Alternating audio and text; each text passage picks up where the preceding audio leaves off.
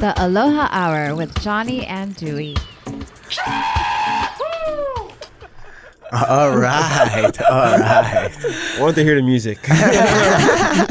There's not a whole lot of music. All right. Let me do the usual introduction. He's been doing comedy in Hawaii for many years. He has been a local headliner and has worked with numerous comedians, including Andy Bumatai, Augie T, Pauly Shore, and even David Spade.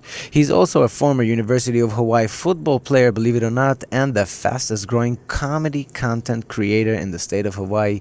He is Tumua Tuinei. What's up, Tumua?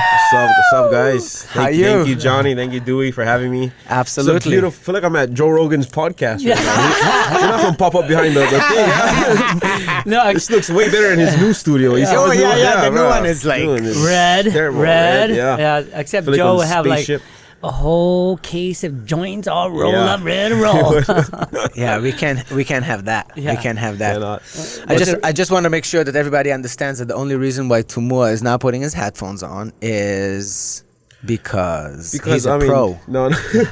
No, I mean, I've experienced it with headphones on and headphones off while doing other podcasts. I just feel more comfortable with it off. And then, like I mentioned before, Andrew Schultz had a little bit or thing about that, saying that, us comedians don't need headphones. We're professionals. We know how to adjust the volume. Yeah. So- Hell yeah. I'm not buying that shit, dude. You know why? So we'll see how good. Look how good looking his ears are. No, seriously, look at his ears. They're like slender. They're all tucked in. It's the first time someone complimented Yeah, me. that's what. Right, I'm going to put them back on now. Yeah.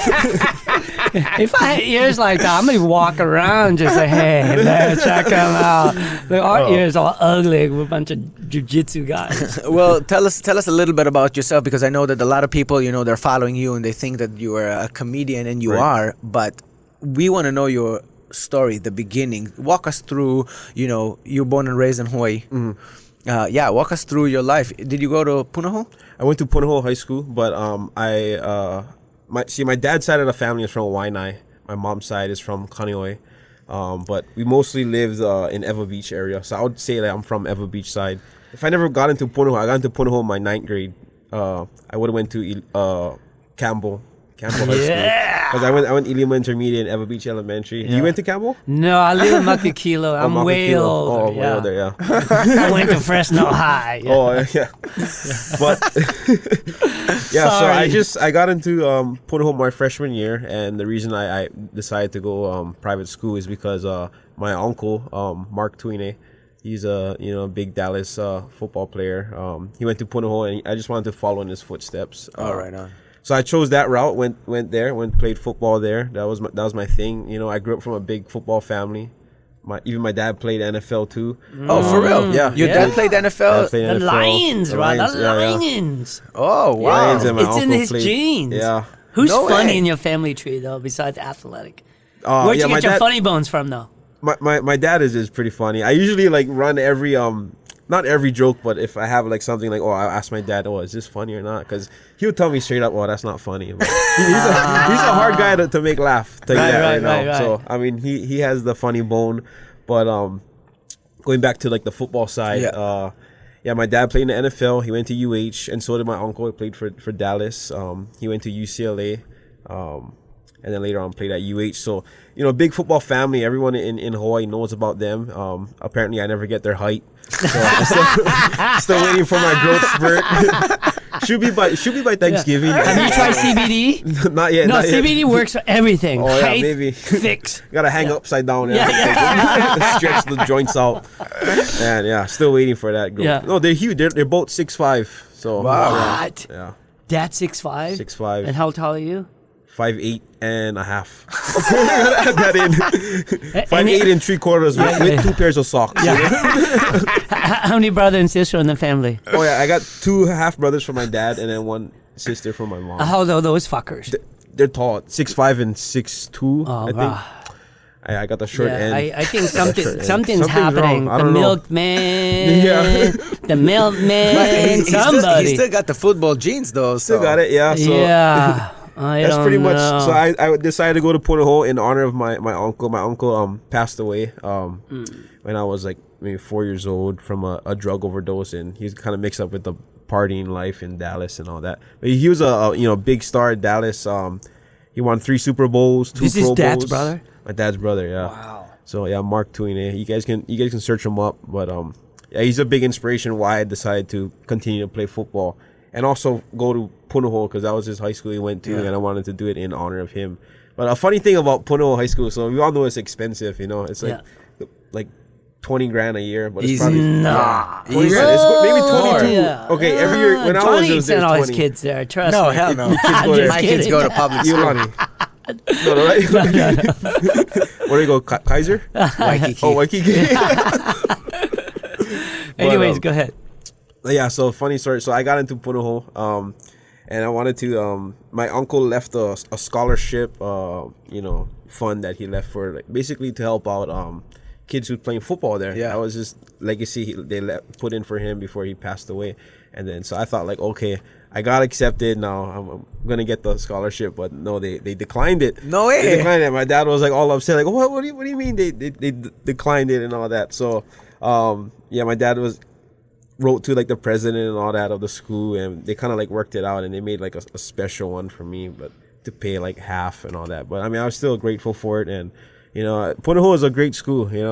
I wouldn't have been who I am if it wasn't for them. Honestly. Really? So Yeah. you telling me that when you have a family, you're gonna send your kids to Punahou? I want to, yeah. I want to send them there. Yeah. Good job. That's what's We'll up. see. Yeah. See what Was happens. football your passion? Football was, yeah. So I mean, you knew right then when Right you away, started playing when I- football, you go, that's it. yeah, when I've been playing since I was small, Right. with my dad, and he'd always coach me up. Lots of yelling, He's 6'5". What you doing? The wrong foot up, But What position did your dad play in? What? my dad played defensive line. And you're then- LB. I played linebacker and safety. Yeah, yeah. Wow. And my uncle was an offensive tackle for. Uh-huh. Where was I? At Punahou, yeah. So got into Punahou, played sports, football, basketball, fell in love with it. I wanted to continue to play football in college, but apparently I never got any full ride scholarships. I had some small looks with D2s and D3s, but I always wanted to go D1. Yeah. That was my dream, Yeah. D1, And I loved UH. I loved, growing up in Hawaii, big Yeah. Colt Brennan fan, Leonard Peters, all those guys. I grew up watching them, and I just wanted to stay home and play for my family. So I got a preferred walk-on by Norm Chow when he was the coach back Yeah. then. Said, we don't have a scholarship for you, but if we want you on the team, we'll invite you to camp and all that. You have a spot on the roster guaranteed, but we just can't pay for your scholarship. So I chose that route, and I'm happy I decided to stay home. I could play in front of my family.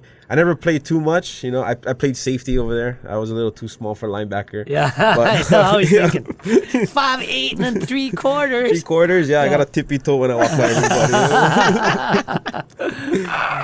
But yeah, I ended up playing safety, but I mostly played special teams. That's where you make the ticket for the traveling team. So I traveled with everybody. That was a blessing, and just being around the boys and the environment, and just running down on kickoff, and punt and kick return. What was your major?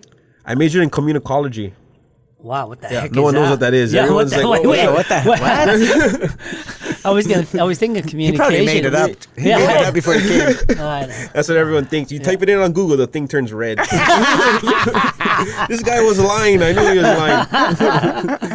No, but so communicology is the only degree for in Hawaii. They made it up in Hawaii. So Right. partial made up. You're Yeah, right. yeah. So it's pretty much a form of communications. So With pigeon. with pigeon, yeah. Because communication is so broad topic, Yeah. Right, So right. communicology is usually the speaking part of communications. That's pretty much what it is.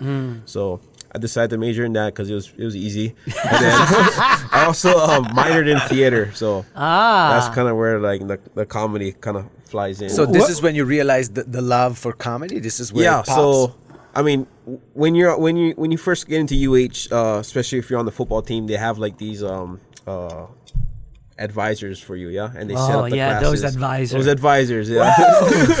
They're like gods, yeah. They're like gods. They're They help you omniscient. survive. Yeah, yeah. You'd be surprised. Some guys don't even know how to spell, Yeah, right? yeah, The I mean, advisor. Even some guys at Puno, there's also someone Sole Falafa Sofa, all those guys. Yeah. They didn't grab How from did this Puno, guy- that's how why. They did went to this- Campbell and they work over Campbell, there. yeah. How did these guys pass the test to get in Puno? They just read the name. That's what happened to me. They saw my name, because my whole name is Tumua Tuinei. They probably saw my name and they go, we gotta hire this guy. Yeah, for one of us. Then they see me, they go, Well, he's only where's- 5'9". Where's Tumua? You know, right there. You sure that's you? Oh, uncle, I never hit my growth spurt yet, uncle. But yeah, so at UH they have these advisors that help you pick classes. So one of the classes that they schedule everyone in is theater 221 or whatever. It was a beginning theater class, just pretty much an easy A, boost up your GPA. So I took that, and I loved it. It was with a bunch of football boys, so we just was having fun, And Who was the teacher? I honestly forget that Okay, first that's year. okay. Yeah, I honestly Okay. forget. All Yeah, right. he had a mixture of teachers. I think Alex Monroe was one of them. Okay. If you remember that. It was not really the teacher that made it different. It was just in the environment with all your buddies on the football team. Yeah, pretty much. Got Yeah. it. You don't. There's no homework or anything. You just show up, maybe read scenes to each other. But that's what we took it for, an easy A. And then like the following semester and the years later, you could either keep going with that, so I or not. And so I decided to keep going with that. And then my advisor is like, well, you're taking all these theater classes. You might as well just minor them. You only need maybe like 6 more credits. Yeah. And I was like, oh yeah, okay, I guess that looks good for the resume. You know. Yeah.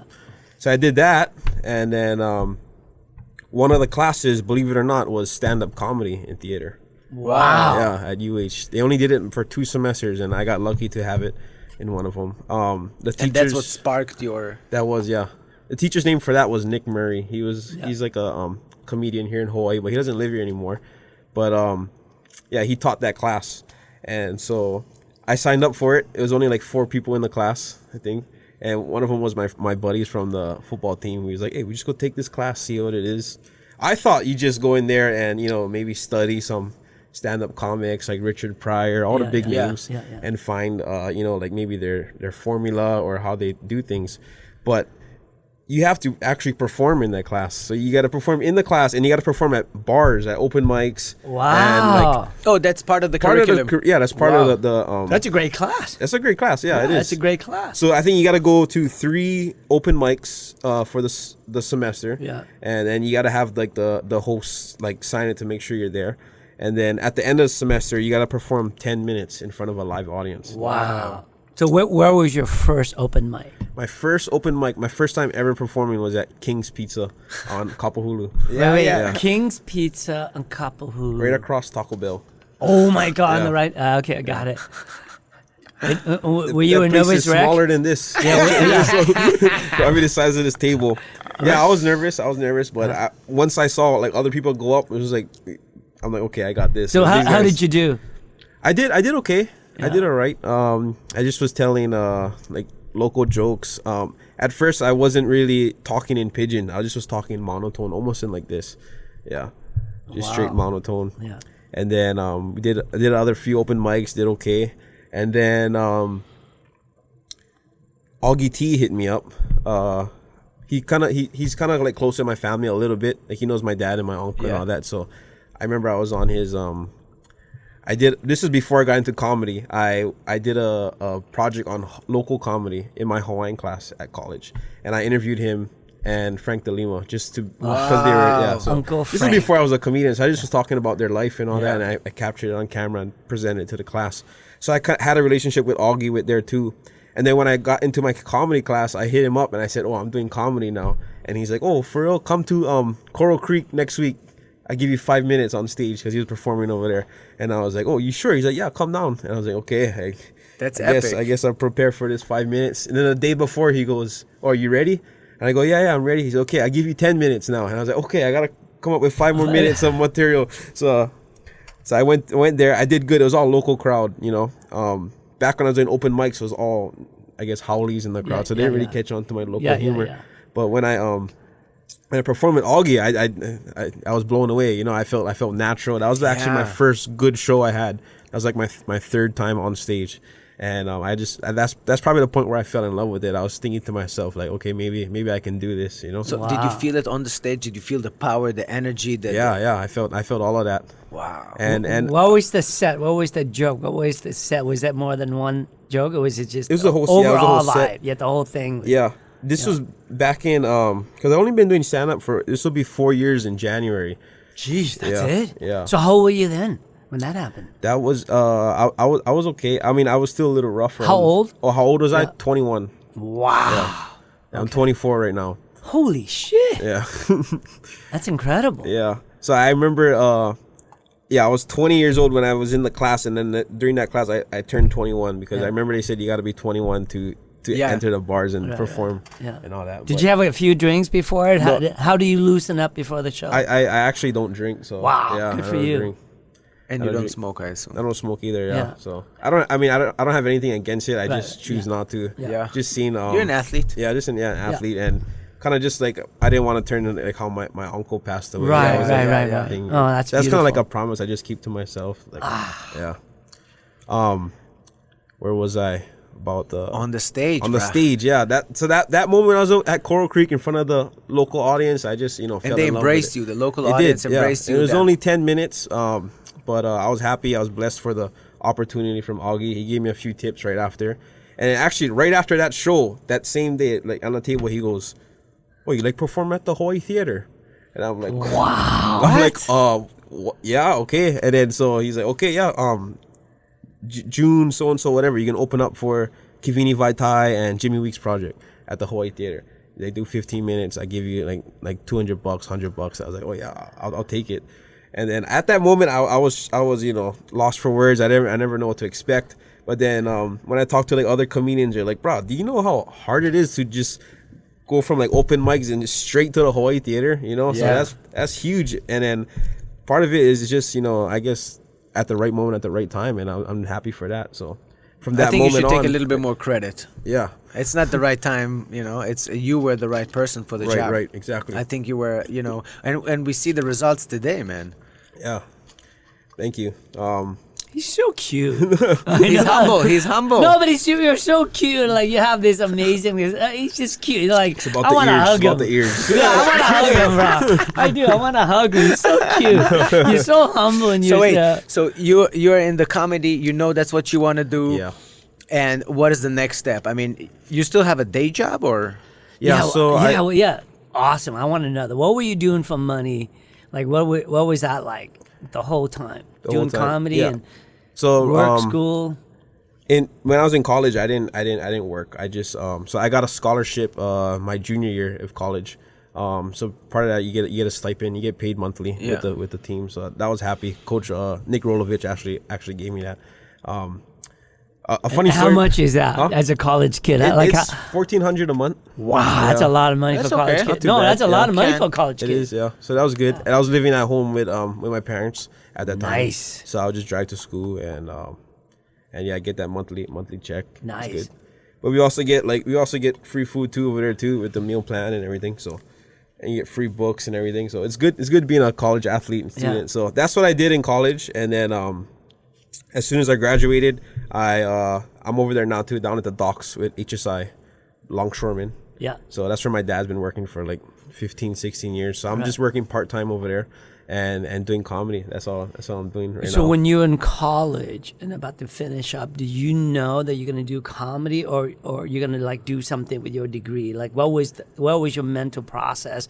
One day I'm going to graduate. What the fuck am I going to do? Exactly. I didn't know what was going to do. Yeah, what was going through your mind? I wanted to be like a news anchor or a sports analyst. Okay. Because that kind of goes with the degree, the communicology degree. Yeah. But I also wanted to, he's trying to every time you're gonna say that word, I'm gonna crack up. And when I told my mom I was majoring in that, she thought I was gonna be an oncologist. She's like, oh, oncologist. My boy gonna be a cancer doctor. Oh. She's Portuguese too. That's like she's full Portuguese. So, that's epic. East meet West, Hawaiian and Portuguese. You know, I when I first opened my when I have my restaurant, I turn it into a bar. I said, let me do an open mic, and then I invited all Jose Dynamite and everybody, and he has a whole herd of comedians. And I told them, guys, we're in a hotel. Whatever you do, just keep it clean. They said, yeah, no worries, no worries, no worries. First guy that goes up, his first sentence is, "Did you know Jesus had a pussy?" I'm like, what what are you what are you doing, bro? Get tons of guys like that. And I'm like, all of the open mics. And what are you doing? I've asked you nicely not to, Right. It's crazy. It is. But you don't choose that. You didn't. I didn't choose that route. Yeah. Part of it is from what Augie told me and Andy told me. Yeah. He pretty much said just stay clean. Yeah, Those two 100% guys I stay agree. clean. He said if you want to make a name for yourself in Hawaii, you're gonna have to stay clean. I agree. Just because the community here and just they're big. They're huge on kids and everything. I got a lot of Keiki fans because on TikTok and all that. So they always call me, "Hey, what's up, Uncle? Oh, Uncle, shout me out, Uncle." So I mean. That's the route you got to go, and it also works for like corporate gigs, Yeah. all those MC parties. And you it gotta fits who stay- you are. you gotta It stay really clean. does. Like observing you, looking at you, and just listening to you, it fits as who you are. But I think it's a little bit more intellectual, a little bit more intelligent. I mean, how many times can you say dick, pussy, dick? Yeah. I mean, Yeah, it's And also, it loses its people kind of use profanity as like the punchline of the joke. Yeah. I think, I mean, like real skill is doing comedy without profanity. Yeah. So who do you look up to? Like I'm a huge Joe Rogan fan, so like I listen to him since 19. So I know where you got the inspiration of this. Yeah. Well, no, it was his idea. him. This whole thing was his idea. Oh. He's the one that called me. Hey, I want to do this thing. What do you guys think? It's nice. And like we sat here the first time. I goes, I want to do this, and like literally, I don't know, 6 hours later we come back and this is the shit. Right. So it was really his idea. But for Joe Rogan, I listened so much of him for like forever. You like his comedy, or are you more of a podcast? I love. Here's what I love about Joe. I think it's so awesome that I hope this is happening in Hawaii, and it sounds like it is. Mm-hmm. He's beyond who he is. In other words, he's used his platform to help other comedians. Because when you listen to him in the past, He's like the Johnny Carson of today. Yeah. And he really 100%. does. He really does create this format. Hey, let's pull each other up rather than push each other down. Because, as an audience, I don't know anything about the comedy business, but I guess in comedy, it's hard to get gigs. So in the old life, they used to push each other down so therefore they can get a gig. So they're competing against each other. Yeah. So for me, Joe was the first guy that brought his buddies in and everyone in. It's all about elevating one another, become 100%. more a real family community. So because of that, I love him. And I listen to I really truly listen to almost every podcast of what he does. Yeah. And awesome, I'm curious man. to see, who do you admire? Like, who do you look up to? Like local comedian versus global comedians. Globally, I'm a huge Joe Coy fan. So wow. Did you watch his show when he was here? Coming in Hot? I went to all his shows. So Dude, I watched Coming in Hot. I swear to God, maybe 1,000 times. He's amazing. Amazing. And people don't know this, but he started coming to Hawaii in 2001, and he hasn't really got. He was performing at what is that place called? Not Hawaiian Brian's, but the other one like Hawaiian Brian's. That venue. Oh, I know. It's By Alamoana. Yeah. Hang on. I know exactly what you're talking about. Yeah.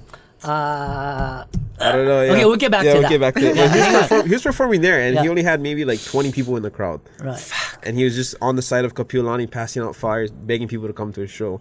And then every year he would come, and then he would slowly get my promoter that I'm with now, Greg Azuz, was the first guy who brought him to Hawaii. You know Greg? No. Yeah. So yeah, he's my promoter now with my Blue Note shows and all that. But he was the first guy to bring down Joe Coy, and he was telling me that he was struggling in the beginning, but each year he would grow a little bit bigger and bigger. And when he hit that Netflix show, Seattle, the Seattle one, he just blew up nationwide, and all the Filipinos here in Hawaii got a hold of him. And then when he performed at the Blaisdell, boom, sold out 11 shows, and he just kept coming ever since. Yeah, but I think same thing, right? His comedy is clean. He's so clever. Yeah. Joe too. I love Joe comedy because he takes normal daily life. Yeah. But he makes it. It's like I mean, he's dirty too, but he's mostly clean. I think now he's realizing that he has a lot of kid fans, But no, I mean he's dirty. He used profanity. He plays all the that. line. Yeah, He's not too dirty. But it's not like other like Joey D is like He's holy dirty, but in fuck. an intellectual way. He's not. He take normal daily love. He makes them funny. Yeah, you can bring a whole family to the show. Yeah, and but everyone will when be you happy. leave, there's by the time you're done listening to his set, even his Netflix special, there's a lot of subliminal message for consciousness. How we live, how we play, how we, and that's what I like about it. So like, you laugh the whole time, but when you leave, we go, man, that's a lot of shit that he says. It makes you, and I love that. Yeah. For sure, an added value once you leave, you have. So it's not Richard Pryor. Oh no, yeah, definitely. Richard. It's like for you though, like So I mean, I'm a huge Richard Pryor fan too. I have a poster of him in my Good man. You're a big Richard Pryor. Oh, you kidding? Yeah. I'm 56, so like I grew up in that shit. Yeah, it's like man. Yeah, when you Andy Bumatai for sure, Kauai Hill, Bulaia, like all that, Yeah, locally, Andy Bumatai. Andy for sure. I'd say he's at the top. Yeah. 100%. Yeah, because he actually did it all. He made a mark in Hawaii, and he also did a mark in the mainland. Yeah, he actually traveled. Very few comedians actually can do that actually, branched out and went to the Yeah. mainland. Same thing with musician. It's like Israel probably the only one. There's and it's tough few. because Andy was telling me he only had like local material in Hawaii, but he told me a story how this one guy stole his material and performed it in the mainland. And someone in the audience knew Andy and called Andy and told him about it. And he's like, this guy's doing all your material, but he killed the whole place in like, I forget where the place was, maybe somewhere like Texas. Yeah. So Andy calls him up, and then the comic and the comic's all sorry. He's like, oh, I'm so sorry for doing your material. It just came out. And then Andy's like, no, but what did you exactly say? And he said, oh, instead of this, I said this. Instead of ukus, I said head lice. Instead of the Portuguese, I talk about Polish people. So Andy wrote that down, and then he took off in the mainland. That's so genius. he told me you just gotta tweak it here and there, and you just drop the pigeon, and you can perform. Do you feel with that your comedy right now is too targeted for the local audience? At some points, I mean, I talk a lot about my family in my comedy act, and I do make a lot of local references, like Waianae and people in Hawaii Kai or all kinds I of watch them on the YouTube. Yeah. But I feel like if I really tried and tweaked up my material, I want to try do it in the mainland. One of the things that you did that kind of went viral is when you did what high school you go, right? Oh yeah. That one. And everybody in the state of Hawaii, everybody was talking about it. They said that you're a genius, that you were like spot on every that was just insane. for TikTok. I just made it for TikTok, and then I did only make one part. I did like private schools and maybe like Kahuku and some other big public schools, and everyone's like, oh, you gotta keep going. Yeah. And even today, people are like, oh, what, uncle, you can do Maui schools, you can do I don't live in Maui, I don't know. I don't know. Yeah, or one kid's like, oh, you can do intermediate schools. But that was a hit. That was a hit, yeah. That went viral. Yeah. That was so sick. And I didn't grow up here, but I could understand, understand that gender. And it's okay because I'm not just picking on Kamehameha students or Mililani students. I'm just everybody. Everybody gets something. And I feel like I had fun with that. And I would get just because I pretty much know the kind of stereotypes of each school, but I also have friends. I have a lot of friends and family, so I would say, oh, what are you guys known for over here? I would call them up and ask them, and then I put together the video. But that was fun to make. Yeah, that one was sick. It was. What's your ultimate goal and dream? Like if I was like genie and I can make any wish come true as a comedian, what would that look like for you? If I can just perform. If I can just tour the world every year. Yeah. My goal right now within the next couple years is to tour but hit all the local spots. So tour every island. Yeah. Of course perform here, and then do all the mainland spots, Vegas, Bay Area, Utah, all the parts that have heavy local people. Yeah. And just try to do that way. That's brilliant. Actually, Branch out that way. Yeah. Oh, I think there's plenty. There's plenty of Yeah. local guys in the mainland that are. Oh yeah, in Vegas you would kill it. And they Oregon, miss Seattle. they miss the local Oregon. humor. They miss everything about Hawaii. So I feel like it'll be good to just go up and do that. But since this whole coronavirus stuff is kind of put me on hold. So how just out of curiosity, not just you, but the whole community, the whole comedians. I mean, right. They're done. I mean, they cannot perform anywhere. Cannot, yeah. I Cannot. mean, there is. Like I'm performing at the Blue Note in December. Hopefully, still going on. I remember they pushed back one of my. I was supposed to perform in October. Yeah. And they just pushed just it for the back. audience to understand, Tumua had 2 shows and same day Blue Note sold out in less than 3 minutes. Then he said, okay, well, I'm gonna add 2 more shows the next day, sold out in 2 minutes. I couldn't even get tickets, and then he said, Wait, he's here. maybe we can get some. And then he added another 2. And they were sold out as well. That's insane, bro. 6 shows. It's the fucking ears, I'm telling you. It's the dimples in the goddamn ears. Look at him. But that's insane. I mean, how? That was because I used to perform shows. I started headlining maybe like 2 years ago, and that's when I had enough of like an hour material. I had enough, so I just started doing that.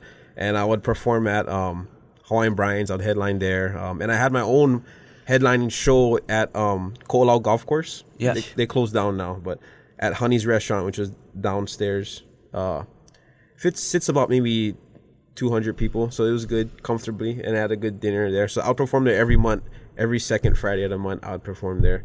I would just practice new material, do an hour, have fun with the audience, just to have there.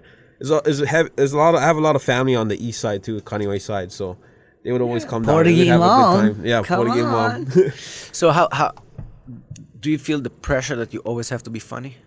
Yeah. I mean, I feel like as I grow bigger, that's always in the back of my head, and just be funny. But is it pressure though? Pressure and motivation. It motivates me to come up with new stuff and just to give it my all up there. How do you gather new material? How often you write? I try to write every day. It's tough, for stand up. You gotta. Do you get in the zone? Is that a certain ritual you go through? I'm gonna get in the zone. I know I try to. A lot of people, what's your day look like? Like, what's it like this week? This Monday week, and Tuesday. What's it look like this week? Monday and Tuesday. Well, this week I shot my video with Josh Tatofi. That was so funny. I played a vocal coach. So there's 2 different. There's my stand up side, and there's my my sketch side, right? Yeah. Comedy and all that. Because I never really did skits before. I was all strictly stand up. I was big on that. I was like I don't want to be labeled as an Instagram comic. I want to be like a true stand-up comedian. Yeah. Nothing wrong with being an Instagram comic. I have a bunch of friends that are that. Yeah. But before I thought I was just gonna do strictly stand-up, and then once the pandemic hit, I was like, okay, I can't perform right now. My monthly shows is gone. Can't do that anymore. So what am I gonna do? Am I just gonna sit at home, watch TV, watch all these guys on social media? So I was like, maybe I'll put together a video or something. So do you feel that the time Corona, the lockdown, because I follow you for a long time, and I saw that you exploded during Corona time. Oh yeah, I mean, everybody was sitting at home. We were waiting. We were literally waiting. When is he come back? When is the new skit? Well, what's going on? Yeah. So my first skit I did was the toilet paper dealer. That was when the toilet paper thing. Oh, with the jacket. Yeah. Me and my dad filmed that, so he was the guy in the car. We just put together this video because it was a hot topic in Hawaii. Did that, and that exploded. Actually, a company offered to buy the skit for me and just to put it on like news and stuff, and I just gave it to them. I was like, I'm not making money right now off of it, so I did that. Made a couple $100 off of that, and I was shocked. I was like, okay, I'm making money doing a video, that took me like 5 minutes to make. So that was shocking. And then from there, I guess my just followers gained a little bit. I only had like 5,000 followers during the pandemic. And then once that video came out, then it started to grow, and then I did another skit, another one, and then it just grew, Now you're at 35,000 something. I think like that. it's like 40,000. 40,000. Sorry to be technical. It was 40.3. Write it down. If you look at all the photos, it's all about his ears. Every goddamn photos on your page is all about your fucking ears, man. I'm telling you, that's why. So Corona did help, because everyone's at home, they're on their phone, So I guess I look at it like a half glass full type of guy, Always trying to be positive. But I never was into skits, but now I kind of balance that. I do my skits and then I do my stand-up. But right now it's hard to do stand-up because usually it's a huge process. You got to write the material, so for me, I usually think of a premise in my head. You know, maybe it's like shopping at Walmart or something, how local people shop at Walmart or something. I would have the idea in my head. I would jot down a few things that I think would be funny. A scenario, maybe me with my dad, or looking for toilet paper, or got a milk or something, and just an example. And I would write it down, and then I would practice it at comedy shows. So like at Jose Dynamite runs a lot of shows, usually like feature shows or open mics. I would just practice that material out there, see how it is, and then I record myself on my set. Every set I record myself with my phone, and then I would go back and listen to that and see what worked, what didn't work. Do some editing, go again, do that same bit, play around with it. But now you don't have the playground to train. You don't have the playground to train. Yeah, exactly. So then you gotta do stuff like this, like on podcasts, or just keep your mind sharp. And the skits help me a lot too. It's always ideas and pretty much balancing those two. That's what it's hard with. I have to ask you, who is Keoki? Oh, Keoki. I don't know. He's supposed to pick me up later on today. Every skit, it's so funny. Somehow he drops the name. Oh, God. Keoki. Fucking George. George is like, fucking George. Yeah. Kyoki is just one. He's just Kyoki. Yeah. Is there a guy that is really? Do you have a friend that is Kyoki, or you just brought a local name? I just made it up. You made that up. That is so he's funny. He's alive. He's in spirit. Yeah. He's supposed to come. He's supposed to come today. I don't know. Working overtime construction right now. He took too long of a lunch break today. That's epic. So before we started the podcast, we were talking about it, and I wanted to kind of. Bring it back to the conversation. So you are the writer, you are the producer, you are the actor. Yeah. You basically do everything. Everything, yeah, for the skits, yeah. Unless it's if I collab with like some other of comic, course. Yeah. I did something with Alex Farnham, if you guys are familiar with him. We did he's like another comedian actor, but we did a hiking skit, so we kind of just gave our ideas back and forth, and we would do that. But yeah, I usually come up with everything. I mean, of course, I get other people's input, but I come up with a premise, and I usually write like an outline before I do the skits, and like an outline script. I present it to like whoever I'm doing the skit with, and then we just play it from there. My girlfriend is the camera woman, and then we just take different angles, and then I edit it all in at home on She Premiere. thinks you're funny? Sometimes. Yeah. She gets There's irritated your with me. ideas, the ideas of this kid. Does it come in late at night? Is it randomly? Does this arrive randomly? Or is there a certain hour of the day that you feel like, ooh? Whenever. You just feel it. Could be like when I'm showering, or like the vocal one, the vocal coach, actually Josh hit me up for it, and he's like, oh, we should do a video together, because he's a friend of mine, and he always follows me and watches all my videos. So he brought it up, and you're like, oh my God, that's he brought it genius. up, and then he gave me the control, and I just wrote everything and did it. But most of the time I don't really follow the outline. I have something prepared, but then we usually just improv that whole thing, and it comes out funnier. So I'm like, okay, this spur of the moment, and it works. And then you do the editing too. I do the editing too. Yeah. Wow. Where did you learn how to do that? On my own, just YouTube. College graduate, huh? That's Puro boy. Wait, but that's during Corona. Corona, so you didn't do it before, so you had to teach yourself. Yeah. That's big. That's insane, man. It's not too bad. It's the editing is the hard part. It takes like hours to do. You just gotta really sit down and Poor Brad. He's like, I feel ya. I feel ya. What do you edit your stuff in, Brad? Final Cut Pro. Final Cut Pro. Yeah, I edit in Premiere. It's almost the same thing. Yeah. Yeah, I started on Premiere. And FCP. It's much easier. It's easier. Yeah. Yeah, I'm still getting used to Premiere. So, I mean, I do that, and I also like edit my my posters in Photoshop and all that for my comedy shows. So. Are you a fan of Saturday Night Live at all? Yeah, I am. Yeah. So you watch that? Does that help you with all the skits? It does. So usually when I have an idea, I would do some research and see like if anyone did any skits of it before. Also, just to show that I don't want to copy them. You know? I mean, it's not against the law, but it's really looked down. Right. On. In the comedy world, it right? is, What is the worst? Just copying someone's material. That's. I mean, Joe. Especially in stand up too. Yeah. Right. That stuff. So I would do research on it, like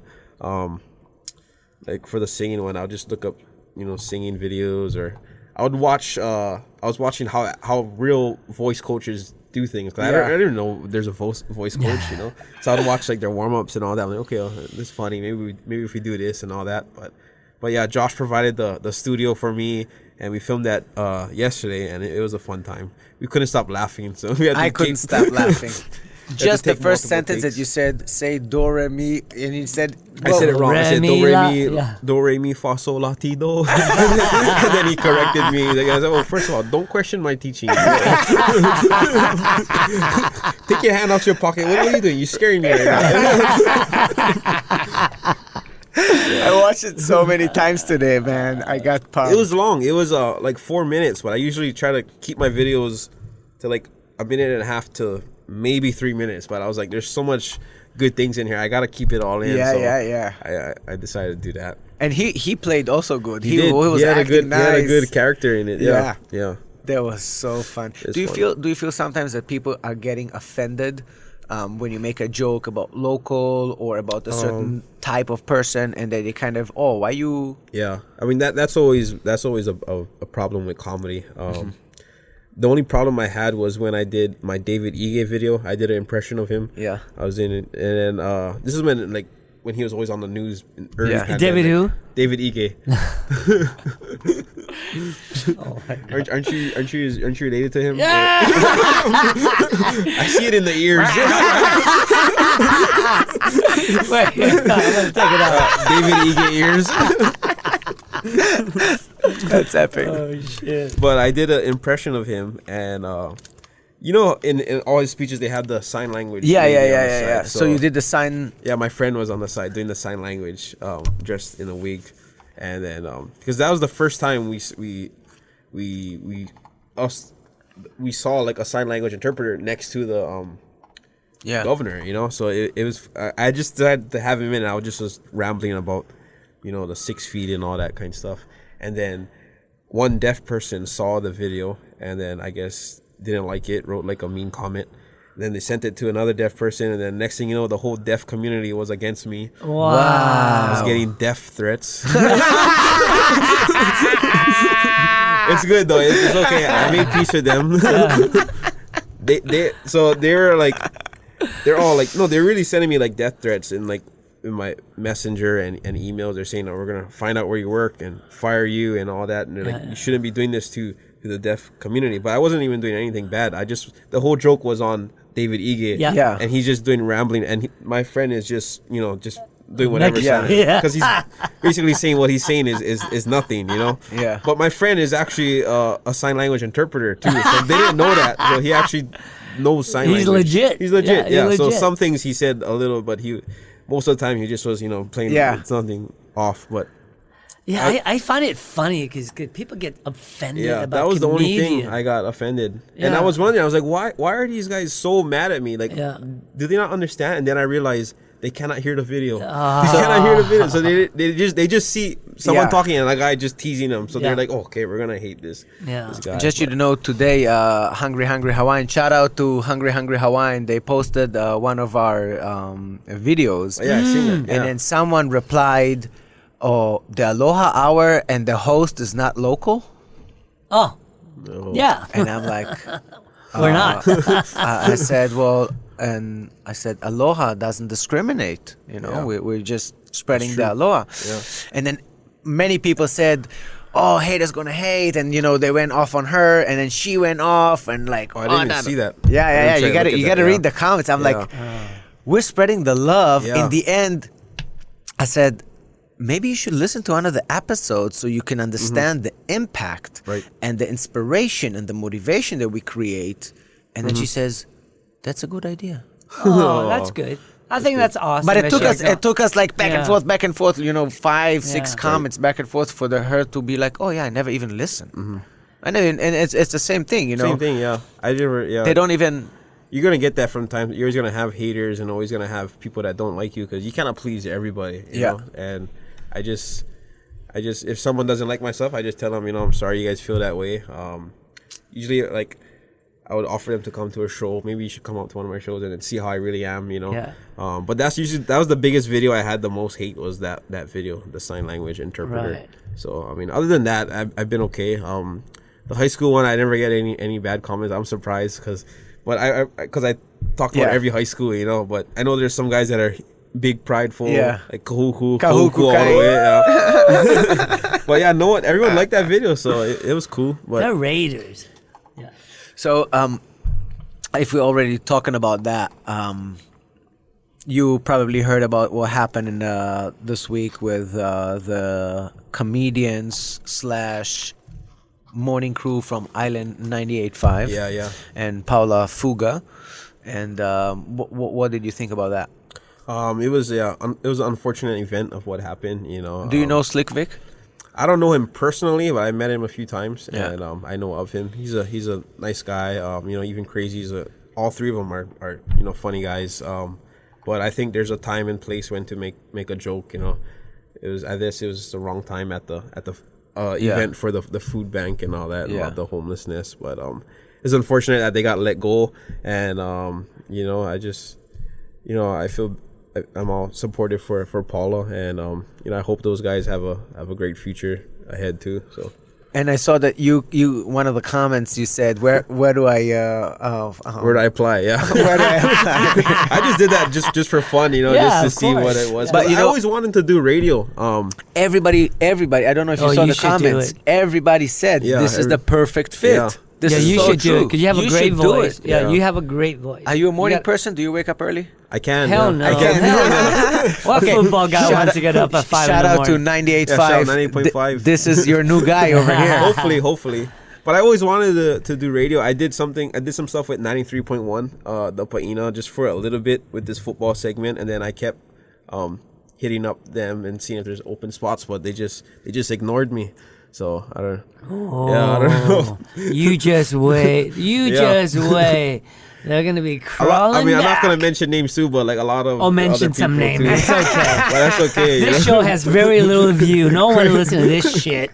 You mention whatever you There's want. some people who like ignored me in the beginning, and then now they're like asking me to come on their stuff. Yeah, but yeah. then It's many It's how times it it is. happens like Yeah. this. Yeah, it's okay. The non-believer, those are the best. Yeah, in life, everywhere you go, there's always non-believer. And I think also the biggest justification of your talent is selling out at Blue Note, because right now Blue Note is, I believe, in Hawaii is the highest grade of good, small, intimate shows. I think it's the best place to do comedy. Yeah, 100%. I mean, of course, like Hawaii Theater and the Blaisdell, but just that nice intimate look. Yeah. Yeah. The vibe at the Blue Oh, Note yeah. is And you awesome. connect with the You feel people. like you're sitting in a living room listening to. By the way, did you happen to go to when they had at the Blaisdell? They had Adam Sandler, Yeah, Rob Schneider. Did you like it?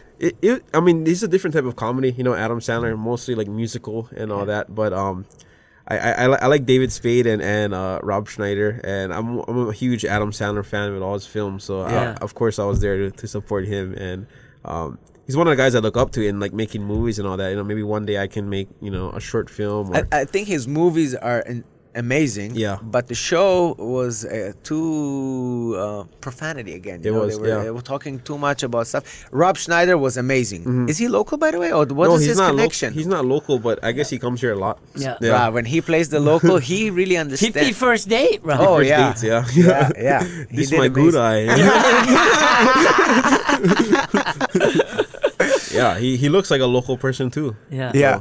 I guess he's well liked in the Hawaii community. You could see in the crowd that when he went up, everybody was laughing. Yeah. Then David Spade, he was talking too much about drugs and how he is on drugs. And like, Even did you see David Spade perform here when he headlined? No. So at first it was supposed to be at the Blaisdell, but then they removed it because not too much people were buying tickets. They moved it to that place again that we can't remember. Yeah, in I Alabama. know. I'll tell you in a minute. It's coming. Oh, I was trying to think. But yeah, he performed there, and then Rob Schneider was a special guest on the show, and he pretty much stole the whole show. Yeah. Before David went on, and then David went on, and it was kind of flat. Exactly. I felt the same thing in the big show with the head. Yeah. Rob Schneider came in, killed it, murdered the crowd. Everybody's like tripping. Yeah. And then it started to kind of, Yeah. I can't think of that place. It'll come. Before it's over. Before It's it's coming. over, Yeah, yeah. I know exactly. Before we're going to finish the show, we Yeah. promised we're going to figure out where it was. Right. So, what is your most satisfying moment on stage? Well, let me ask it. Let me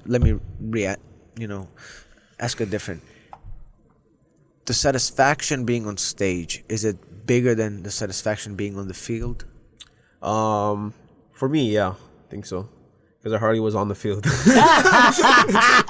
mean, it's always good giving someone water,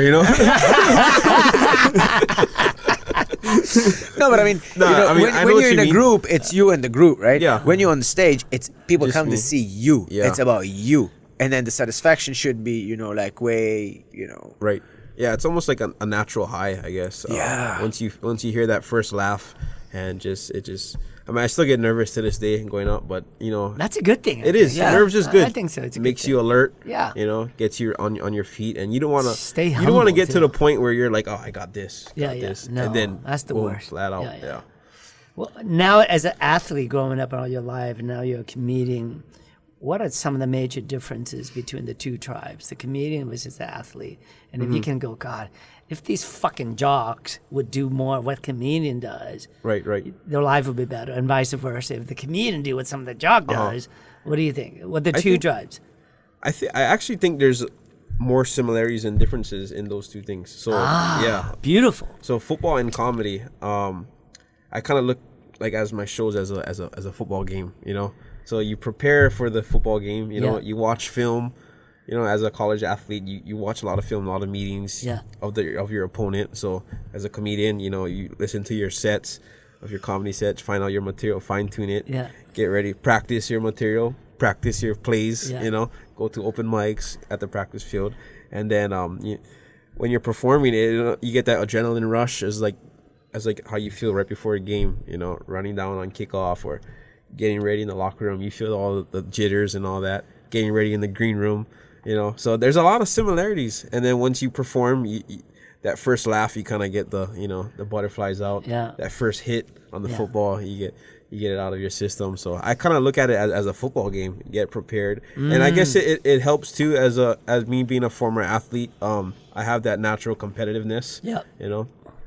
So you always want to be the best, and I mean I want to be the best comedian in Hawaii, but I also want to be humble as well too. Yeah. And just seeing a lot of other comics always motivates me and pushes me. And just like you said, me growing puts a lot of pressure on my back. Yeah. Okay, this guy better be funny. I paid money for this. Paid $25 for him. Paid $50 for parking. So that pushes me too to like, okay, I gotta give them a good show. Yeah. So it helps. But the differences, I guess, would be I guess more discipline, I guess For comedians lazy, Yeah. and it's looked as like drunks or Yeah. they just wake up at 2:00 Yeah. p.m. Yeah, Football, you're disciplined, you can't be late, so I try to carry that over and be. I still gotta write more, I believe. I try to write every day, but it's tough, especially now with Corona. Yeah. You can't practice, practice your Yeah. jokes. So I mean, I've done a lot of skits, so I put my writing to that too. When you came home and you told your dad, look, Dad, you were a football This is player. good. This your is gonna uncle, be good. your brother, you guys hooked me up, arranged for me to go Punaho, then UH. I got on the team, I did everything, but nah, I'm gonna be a comedian. How was the response? Well, you wasted me a lot of money.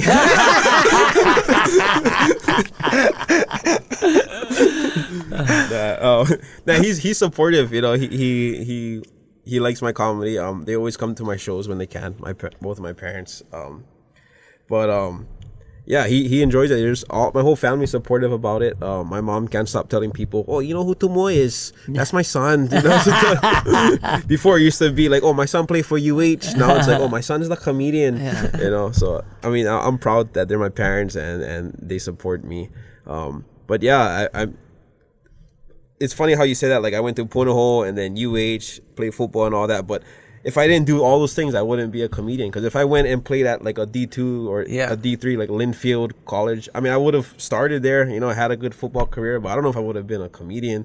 Yeah. You know, I only did comedy because I was at UH. Yeah. And I just did it for an easy A. So everything happens for a reason. I truly believe that. Oh yeah, so, 100%. Yeah.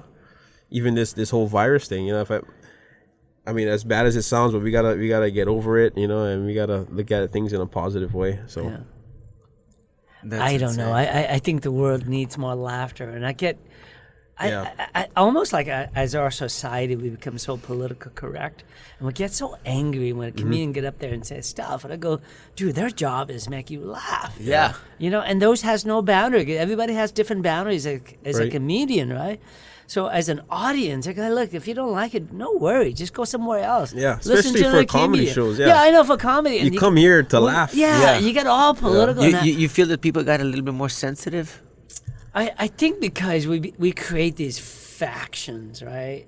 And we create these factions, like you said, you know, the deaf group and all that, because there's a few of us go out there, and because they lack integrity, they lack respect, and they do these things. So therefore, it kind of wreck it for all of us. Yeah. You know, but you can look at our society, look at America. Look at America, like when Andy Bumatai was a comedian in the 80s, we didn't have to worry what he's going to say. Yeah. You know, he make fun of Portuguese, make fun of everybody, and we all laughed. It was not a big deal, you know. But now it's like, oh my God, you said the wrong thing. I honestly I think it's sad. I never got insulted when someone laughed about Jews. I'm a Jew. Never did I take it personally. Ever. I said, oh my God, that's so true. I never was like, oh, hell no. Yeah. But that's because you're secure within who you are, and you're secure within your ethnic group in that sense, you know, so you kind of go, oh.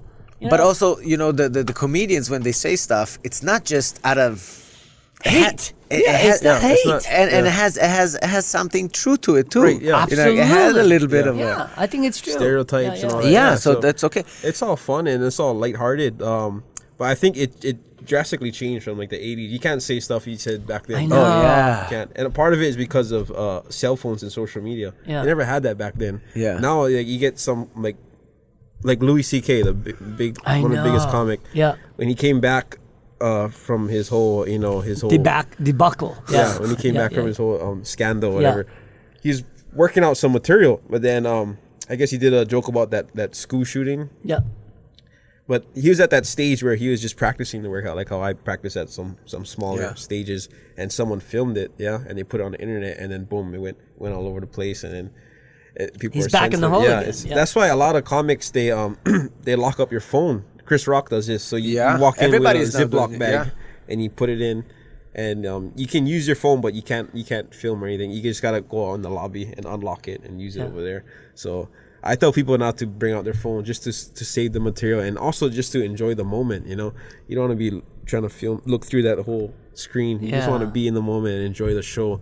But yeah, people are sensitive these days, but us comedians, we gotta just of course we have to adapt to that and find that thin line to play back and forth. Let me tell you a quick story. When we went to see Kevin Hart over here, one of my employees, she was 35 years old. She's not a little kid. She's a woman. And she didn't know where her friends are sitting, so she took out her phone and she was texting, "Where you guys at? It's dark already." She got kicked out. Not just she got kicked out. They said security came, say, "Oh, you know, can use your phone, get out." And she's like, "Oh, just a second, I'm just texting them. I can't find them. It's dark." And ma'am, put your phone down. She's like, "Yeah, just a second. I just text them. I just paid tickets. I just want to sit." They took her by force. They took her out. She was a little drunk, so she's like, "Let me go, let me go, let me go." She did one time this, hit the security in the face. They brought police. She got locked that night. Locked. I had to go bring attorney, paid $2,000 just to get her out that night. Wow. It was insane just because of that. Yeah. It was That's unreal. unreal. Yeah. Unreal. And she still, she wanted to sue them. Yeah. You can't do nothing. Cannot. Yeah. Because they said, do not take No, I was out at the your Kevin phone. Hart show, and they had it on the screen, and they Yeah. announced it like every second. every 10 minutes, Yeah, or yeah, every yeah. 5 minutes. They Yeah, announce yeah, it. I think the first comment made a joke about that. Yeah, he came on. How much times you guys could tell me to put my phone away? But they were like that at Joe Coy too. They would have like everyone looking down all the security guards would look down each row and make sure no one has a phone out. Yeah, But that changed comedy, I'm sure. did. Of all the comedians, dead or alive, which one you would love? You know what? I have one wish. I want that person to come and have dinner with me so I can just have this conversation. Who would that be? I'm just curious. Richard Pryor. You said, Yeah! yeah. How old were you when you started watching Richard Pryor? Probably like mid-teens. Mid-teens? Yeah. Was anybody else besides Richard Pryor at that I'm time? a big Bernie Mac fan too. Oh, Yeah. my God. Bernie Mac's funny as He is shit. funny. Yeah. Dave Chappelle was good too. Dave Chappelle, my hero. Yeah, Dave My Chappelle is hero. probably, my son told me on the Dave Chappelle when he Yeah. was a teenager. And when I got on the Dave Chappelle, I fell in love with Dave Chappelle. Did you watch Yeah. him live before? Live, no. No, So never have. So last year I went to the Comedy Store. No Me and my way. girlfriend. You guys are familiar with the Comedy Store? Yeah. So they have like these- L.A. Yeah, LA. So Yeah, they have yeah, yeah. these pop-ins where Yeah. Where they come to try the material. Yeah, try to come material. Yeah. But so they had a list of who was gonna be on it. I think it was Joey Diaz is one of them, and No way, you Yeah. fucking lucky. Theo Vaughn was there too. No So, way. Oh, yeah. I love Joey Diaz. So we get there. I had front row seats. It's only like $15 a seat. So Wow. it sat us up right in the front, and it's literally like this. Like I'm here, and the stage is like this table. Wow. That's how tight packed that place Yeah. is in there. So me and my girlfriend just sitting there.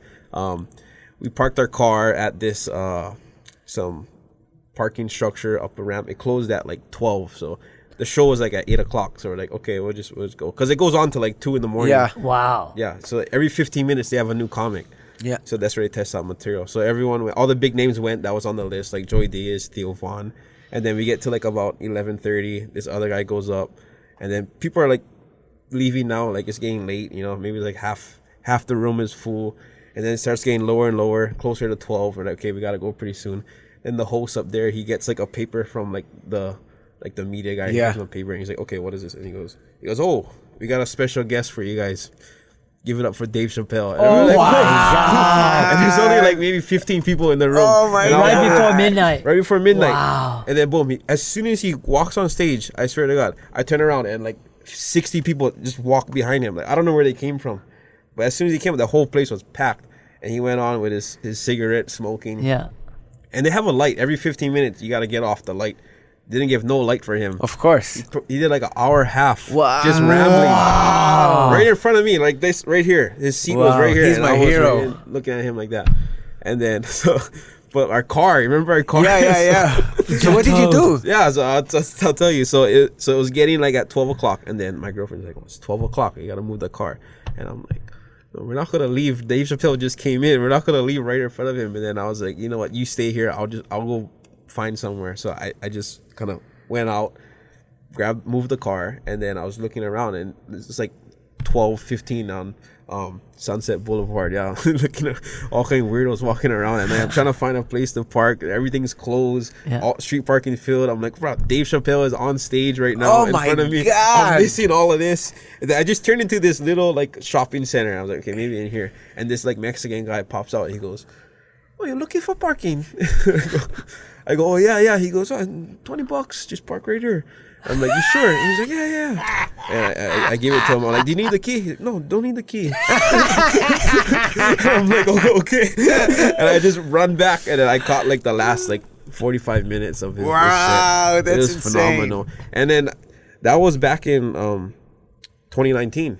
Wow. Earlier 2019. Yeah. And then his special he just put up on Netflix Yep. that year had the same jokes. So I was there watching him Shit. work it out. Wow. That's amazing. But it was so like conversational, like it was the top of his head. Yeah. And then so he was right here, and then like to the far right he had like 8 black guys just all like swagged out like hip hop artists and Yeah. all that, but they all had like notepads in their hand.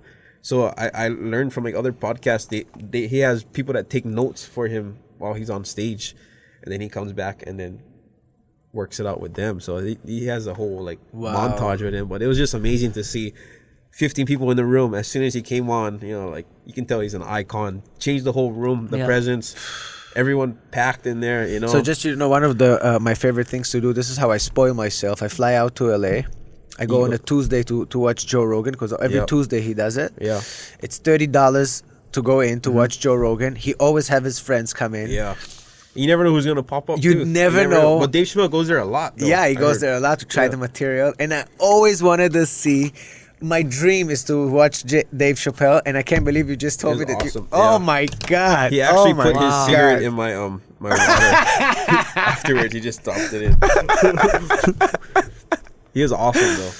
Yeah, he's one of the Dave greatest. Chappelle is one of probably. I think he's the greatest right now. I agree. yeah. I mean, I love Richard Pryor and I love Eddie Murphy too. Eddie Eddie Murphy. Murphy. That was He's trying to make a my- comeback. I heard. That was my I always touring again. I heard that too. And then when I discovered Dave Chappelle and like, I think what he did when he vanished, he go, you know what, F you guys, it's not about money. I'm making it.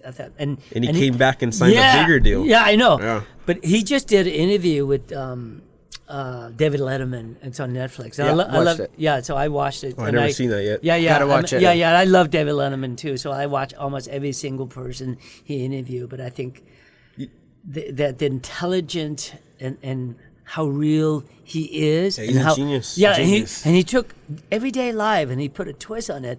And sometimes you think, oh my God, but then when you stop and think what he say, fucking brilliant. Brilliant. Like, And I he's brilliant. knowledgeable. He can Like go- he has so much. Oh, his heard depth. stories. He has depth. He would perform for like 4 hours straight on stage. Yeah. which is unheard of. Like, he Unheard just- of. I don't know how he does that. And, it's always funny too. Like he just, I guess he done it for so long, and he can just throw out material like that. It's amazing. Yeah. Another big comic I like is Sebastian Maniscalco, that Italian comic. Sebastian. Oh, Sebastian, of course. yeah. Of course. He's a huge influence in me. The way he talked with so much angst. Yeah. And his facial expression, he's wearing these skinny And all jeans, the- but he's the- funny. the Yeah. motions with his Yeah. hands. So I try to play a mixture of like have that high energy of Yeah. Joe Coy, Yeah. but also have that kind of like perfect timing with Sebastian. Yeah. He has great timing, Yeah. Yeah. I didn't know that, but I think you're right. He is, And yeah. how he actually, the way he acts on stage, he acts- gets down low. He gets down low, And, yeah, and he comes just, up, his and you facial never expect, expression. yeah. He's awesome, dude. But you know what drives me nuts is because it's so funny when they have like a special on Netflix. It just pisses me off that now I have to wait 2 years to see another one. Yeah. Unless you're like Dave Chappelle or Yeah, Louis unless- C.K. did it every year. He would do Yeah, one. yeah. For Because he Netflix, said yeah. he looked up to George Carlin, who did that every year. You do it. He just tossed Yeah. the material That's out a and write genius, a new too. thing. George Carlin. Definitely. That guy was a genius. Yeah, and I think he's way ahead of his Yeah. time.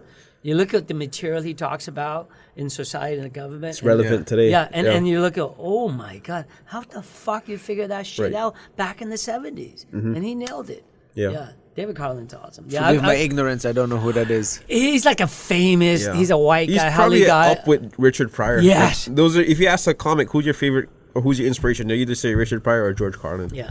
So. But George Carlin, same shit. He took his normal David, like Dave Chappelle, and he Yeah. would make, a joke about it, and it was so hard hitting and Mm-hmm. so funny and real. Well, I know what I'm gonna watch today on YouTube or Yeah. Netflix. Yeah. I'm Yeah. gonna look him up. My brother actually bought George Carlin albums, Yeah. just like he bought Richard He's Pryor more back like in the back in comic the where day. it makes you think. Yes. Yeah. So it's not like constant laughs every 20 seconds. It's like, oh, okay. Oh, I never thought of it that way. Yeah. And then, but it's still funny, you Yeah. know. But he's like almost like a. But I feel Dave philosopher. Chappelle Yeah. is like Same that too. that Same too, yeah. thing. Same Yeah, that it's too, a yeah. He higher gives you- television, yeah, yeah. higher consciousness comedy kind of. Right. Yeah. Yeah. It's not just. You laugh or you walk away and go, maybe I should shift my mind towards something. That helps. And yeah, something with Joe Rogan. I Yeah. think it's the same thing. Yeah. It helps with Dave Chappelle because like he's spitting out all these like facts and gives like history lessons on Yes. stage. Yeah. And that's when he catches you at the least moment and boom, throws in the punchline. Part of comedy is misdirection. You want to bring the audience to somewhere Yeah. else and then boom, flip it on them. So that's why I think he's at the top too. And it makes sense what he says too. And Yeah. there's a sense of truthfulness in it.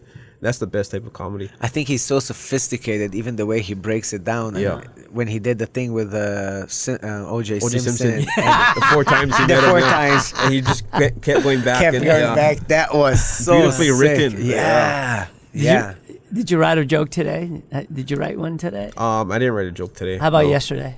Oh yeah. I was writing the whole script with Josh. Yesterday. Yeah. You want to test one on us? What can be your test guy? Nah, I'll save it for the Blue Note one. We tried. Johnny and I tried. We're trying to give you a little preview. So when Blue Notes come back, you can book another So ticket. for the Blue Note, you're going to perform every night, but the same kind of material. Yeah. So Friday, Saturday, Sunday, 2 nights each show. But I'm at a point where I've kind of like read the audience, so I have like some material in my head, but then I like to play around with the audience, see what they like and see what they give me. I know this is gonna be a heavy local crowd, so they're gonna love the local references and all that.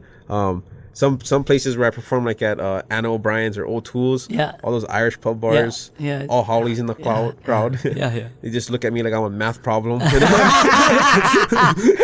You're a calculus. They just so I would flip the material with them and try to like do more universal things, or I would still do the local stuff, but then kind of explain it to them in a dumb way, and that's always funny. People are gonna laugh at that, like the Portuguese and Polish people, pretty much. And you have all that. It's in your head. You don't come up. You don't have like a paper. I don't bring up any paper. Even when I test out material, I don't believe in that. Wow. Just because like part of it is like jazz too. Some things happen like crowd work. I'm trying to work on my crowd work. That's a big thing. So. Explain. I have no idea what that means. Crowd work? Yeah. So just pretty much not prepared material. So, maybe I ask like this couple, how long they've been together or what they do for a living. And then I would try to come up with something funny with that. Talk to another couple, find what are they doing? What's up? Why are you guys sitting so close to each other? So things, if you do shows more often, the same things happen all the time. Yeah. So, and if you just make something real small, like about their shoes or about their hat, the crowd's gonna have a big laugh because they know it's spontaneous. They're like, how did this guy come up with that? And then later on, you can do some material and then tie it back in to that. So it looks like you're just so it's like you're juggling 4 different things at one time. So that's where I'm trying to be at my comedy level. Andy Bumatai is good at that as well. I think he just gives what the audience is giving to them. So I'm trying to be on that. And when Bumatai performed in my spot, we did a fundraiser for Access of how Hawaii. much shows did he do? One. Or just one? It was a sold out show, one night, a fundraiser for Access of Hawaii. And he actually came up with a paper, and he did. And he people said do that, the good thing is that, like if people were laughing, say, okay, I'm going to write this one down. And then everybody's like, And then if he said something that it wasn't, it's like, okay, I'm going to scratch that one. And then everybody's like, It's funny. I mean, I know some even big Jerry Seinfeld brings up papers when he tests out material. It's fine. I don't have anything against it, but just for me, I rather just go up. Like how I think it was part of his act. Oh yeah, it was part of the what you said with the crowd. He kind of make it as if, but he had everything in his head. It was just like, yeah, it's good. It's tough. Comedy's tough. Andy told me, there's different genres. Like in like acting. There's drama and comedy. Yeah, the 2 main ones. Comedy is obviously more tough than drama, but comedy is broken down. Comedy is so broad. You can break it down to like sketch comedy. Improv. Stand-up comedy. There's different types of comedy, and out of all those comedies, stand-up is the hardest one to do. So if you can master stand-up, all these things are just going to come into place. That's why you see a bunch of stand-up comedians who started off in stand-up and end up becoming actors. Seinfeld, Adam Sandler, most of them, huh? Even Jimmy Kimmel, even Tom Hanks started off as a comedian. A lot of people don't know that. Wow, Tom Hanks. So that's I always wanted to be an actor. That's why I actually kind of chose to do comedy too. I feel like that's the fastest way to get into movies because everyone wants to be an actor. So eventually you want to be an actor. Yeah, eventually. But I fell in love with comedy acting, or are you talking anything? Doesn't matter. Anything. Yeah. But I fell in love with stand up, and so I want to do it for the rest of my life. But on the side, and as well as maybe my whole career, it could be a movie actor or not. But I'm always open for that. Do you think it's a little bit like demoralizing? It's hard, because the comedy scene in Hawaii is not like flourishing. Yeah, it's not. Yeah, It's hard. Every time I go to see, with all due respect to Jose Dynamite, sometimes you go to his events, you pay $5 entrance, and then you have like random weird people that are not funny on the stage, and sometimes there's only like 5 people on the crowd, and actually those 5 are actually the open micers. Comedians. Yeah. So it's like, that's how it is. do you feel like it's like shit? Why can't I be like in Cali where I come in and fucking I have like 100 people on a easy day and I fucking murder them? Yeah, I of course I wish that. I'm sorry. So the industry, the comedian industry in Hawaii is very small and It's small. minuscule. For so stand-up it's hard to comedians. support all Yeah. these comedians. So eventually. So you have all these kind of not really big venues, so you got to work your way and go. I got it. And when when Jose Dynamite gets his stuff, he basically goes to a restaurant or a coffee shop or a pizzeria or whatnot. And he says, "Hey, I'm gonna bring you people.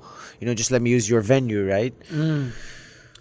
I mean, you just don't know what you're gonna get. You don't know. Yeah, the quality. Okay, you don't know. I got you. And also the scary thing is when you do an open mic and someone signs up, you have to give him the mic. Right. Yeah. You cannot be like, sorry, you're out. Yeah. it's an open mic. You can do Do whatever. you want. Oh shit. Freedom of speech. Freedom of speech. But Jose Dynamite is a wonderful guy. He's actually one of the first promoters that got me into comedy as well. So after I did my Augie T stuff, my final presentation for my comedy class was at Anna O'Brien's, was one of his shows.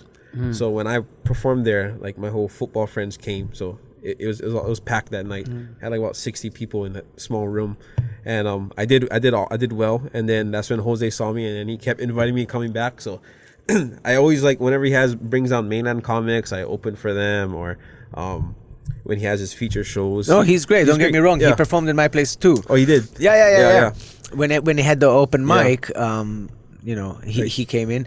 One of the greatest guys that I hired, I think it was before Andy, I brought someone just to get the people going, and it was Daryl Bonilla. Oh, Daryl Bonilla. Oh, he funny. is funny.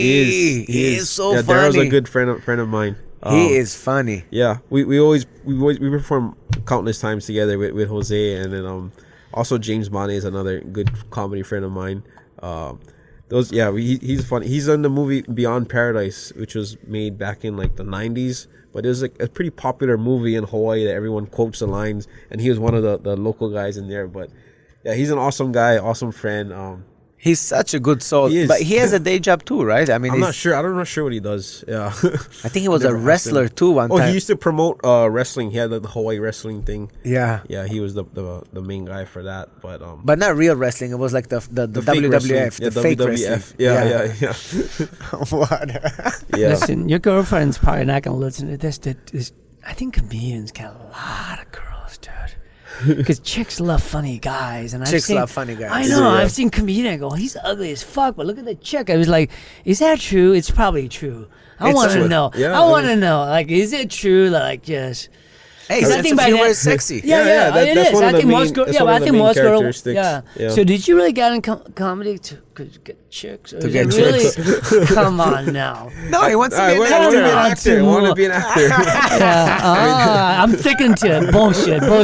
On that note, I'm gonna go she. You gotta Hey, squeeze he said that out the of him, comedy scene Johnny. in Hawaii is small. So it's tiny. So, where do you see the comedy scene going from here? In Hawaii? Yeah, do you think it's going to grow, or this is a Well, lost this war? whole COVID just brought it down. So, I mean, that's part of the reason why I did my my monthly show at Kola Golf Course, because there wasn't really a spot for local people, you know? I mean, Yeah. we'd have all the other shows with Jose them. Nothing wrong with that, but never really have like, I just wanted my own thing, you know? I wanted to headline myself, so I did that.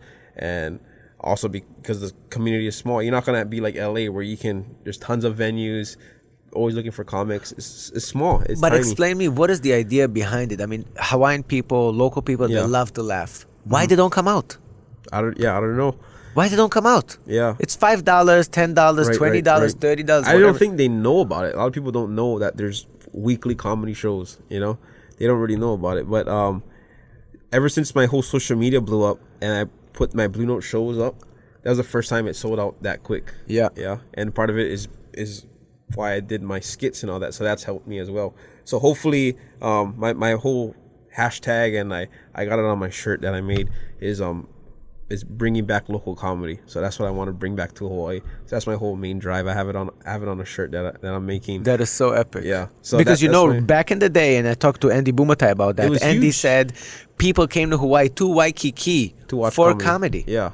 Like that was the thing, you used to go Right. and they used to laugh about the Yeah. howlies and this, and people would crack up. They Yeah, would, part of it too is there's no comedy venue. That's another thing. So if we actually had a strictly venue for comedy, if the Blue Note was just comedy, and we would have maybe like touring comics. I know Andrew Schultz performed there, but we would have more people to come. If it was like an improv, Joe Rogan could probably be in there. People would come. It's a perfect setting. You Yeah. can party in Waikiki, go on the beach. Have but a I good mean, laugh. but I understand the Blue Note as a business owner. I understand. I mean, they're Yeah. afraid because there's no support. There isn't. There's no support Yeah. to justify bringing in people. Uh-huh. Why would they fly in someone to have 13 people sitting in the crowd? Right. Yeah. And I just never understand how people don't want to come see comedians. I mean, Yeah, I don't know. So hopefully I can make that change. So I mean, it's I think you're see already doing happening. it. Yeah, I see Yeah. it happening with my Blue Note shows. I sold out all 6 of them, and I'm thankful for that. do you And- think that social media is actually yeah. the future? That is the future. I mean, there's some guys who's saying that you don't need a manager anymore. Why are you gonna have a manager to tell someone that you can do? Yeah. Like especially for like people with huge followings. They just gotta make one post, and then boom, everything's done, taken care of. You don't need to do any advertisement. Yeah. That's why Blue Note is paying for my advertisement and all that to share my shows, but I sold everything before they got even to make the posters or anything. So they didn't. So they're like, okay, that's fine. Were they surprised? They were surprised. Yeah, were blown away, huh? Yeah, they were. Yeah. But that's what Joe Rogan's doing. I mean, that's what he's saying. He's going to encourage every comedian to have your own Your own ethos. platform. Yeah, own platform, because one email, one text, your audience come, and he goes, that's the beautiful part now, that Yeah. people comes to your show are really true Right. fans. Yeah. And it's a beautiful thing. And I think you're right. I think eventually you're going to cut out that third party, because, but not all comedians are great social media. Yeah. Because that's a whole, like, you're good at it. I'm like horrible at it. I'm like, oh. But I think I think I think that it's so authentic. Yes. And his crowd see that he really cares and he really wants to impress them. That's the feel that I get. Yeah. I don't get the feel that you're doing it just for shits and giggles. You're doing it because you want to make me laugh. You want to make my day better. You want me to scroll down, see all bad news, and then I see you. Yes, there's a new video. I press and then you made my day. Yeah, that's my Today whole I watched it. I'm motivation. telling you, I watched it like 20, 30 times. Over and over again, and I had a Josh shitty day. And your video with Just a Tofu made me just, Thank you. made me a happy camper. Yeah, social media is huge. That's what it is today, especially with the virus. I keep saying that Yeah. everyone's on their phones. Yeah. Yeah, you gotta find a way. And we need laughter during this moment too, Yeah. so it's funny that it's awesome. Right. Like, that's whatever content comes in, you go. Yeah, but I don't think comedy, like stand-up comedy, should be live streamed. I got plenty of opportunities with that, and Yeah. I turned down all of them because No, I think I it's don't an like it. energy thing. Yeah, I 100% I don't agree. want. You gotta have that crowd there. 'Cause Yeah. my 6 shows that I'm doing at Blue Note. Yeah, I'm gonna have the same outline of what I want, the points I want to hit, but every show is gonna be different because it's Yeah. a new audience. You never know what's gonna. Someone could walk in without a shirt on. And that could be the whole joke of the whole night. Something like that. Just like when I saw Joe Coy this past year. This one guy walked in with a neon green hoodie, and the whole night was all jokes about him. Yeah, he didn't even hit any material, and he's like, I think everything Joe set. set that up. I think he set that one up. It was he actually brought him on stage. Yeah. You saw the video? No. It's on it's Joe Rogan's. I mean, it's on Joe Coy's Instagram, but it's Yeah. pretty funny. Did you see when he was laughing about the guy that was wearing all in white and he said he looks like sperm? No, I didn't see. Was that in Hawaii? I think it was the one in Hawaii. Oh, you came? Were you there? Or? No, I watched it on Netflix. Coming Oh, it in was on hot. Netflix. When he sees the guy and he's like, "You look like sperm." And Oh, I don't remember that part. I gotta watch it Joe again. Coy, that's where it's at. Yeah. Well, we're already in 90 minutes down. Oh, it went by quick. We had a super, super exciting time with you. You've you. I been had an a wonderful amazing, time as well. amazing guest. You were funny as hell. And I don't know. He didn't tell one fucking jokes, man. I don't know. He's I told waiting. him, but Yeah, I he's slipped in holding. like 5 jokes in between.